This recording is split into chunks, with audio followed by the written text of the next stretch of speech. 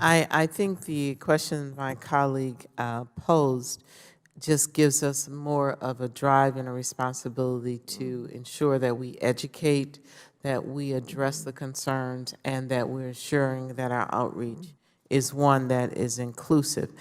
As members of Congress, I must ensure that all hard-to-reach, hard-to-count communities are included in this upcoming census.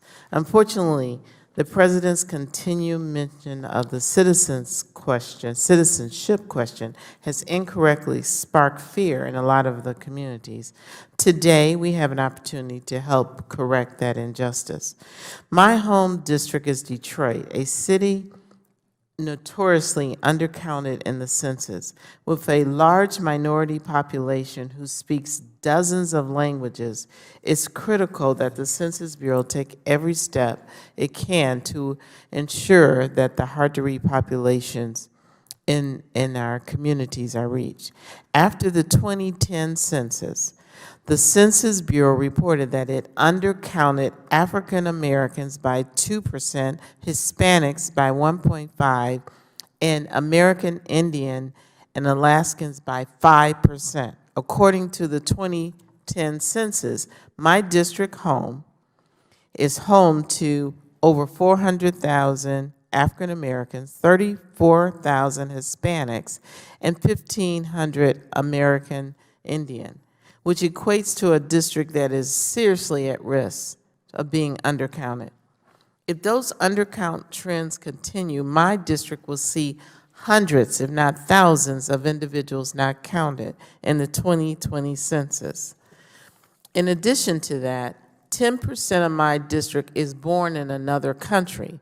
Our largest groups are residents from Eastern Europe, Iraq, Bangladesh, and then Mexico, India, and Yemen, and the list goes on.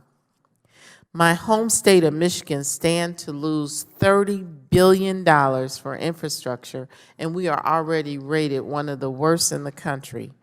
And access to clean drinking water, you all know the story of Flint, healthcare, education, and more if the 2020 census is not properly done.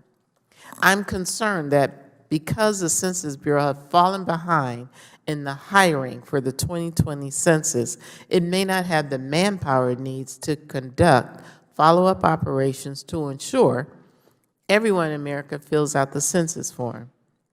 In November 2019, the independent Inspector General at the Department of Commerce raised concerns about hiring delays. The IG found that the Census Bureau information technology systems used failed several tests, and I quote, present a risk to successful completion of our census. Mr. Gupta, do you have concerns about the pace of the census hiring today? Yes, I do, and I think several of our panelists do, for the very reason that you said, which is this program is actually vitally important to being able to secure an accurate count in some of the hardest to count communities. In fact, the Census Bureau has acknowledged that it is way behind in hiring. Just this week, the Bureau issued a press release stating that the Census Bureau needs more applicants in all 50 states. Mr. Mario, do you believe that the Census Bureau is doing all it can to recruit and to hire enumerators? And what else, you know, the question that we should be asking here today as members of Congress, what can we do? Because we must act. Do you have recommendations, and give me your assessment of our hiring? Let me thank you for your question and thank you for your focus. And let me just kind of, it's time to ring the alarm bell on the enumerator program. They are behind. There's no strategy to catch up. They've got to hire 500,000 people.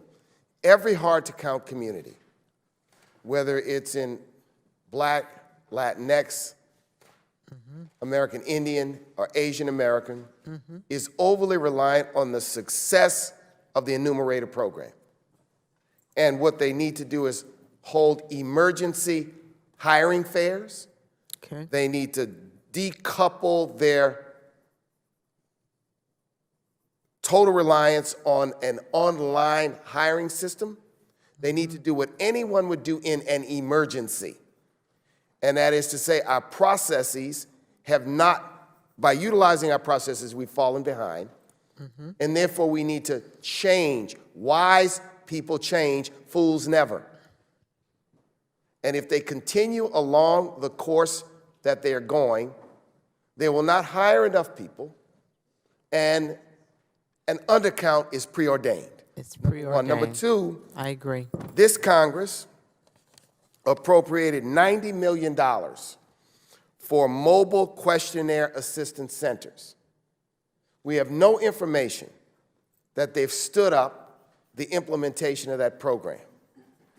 And to add to this, decisions made years ago to reduce the number of local partnership offices means that those partnership specialists, for which once again they are far behind in hiring, have a broader geographic area to cover.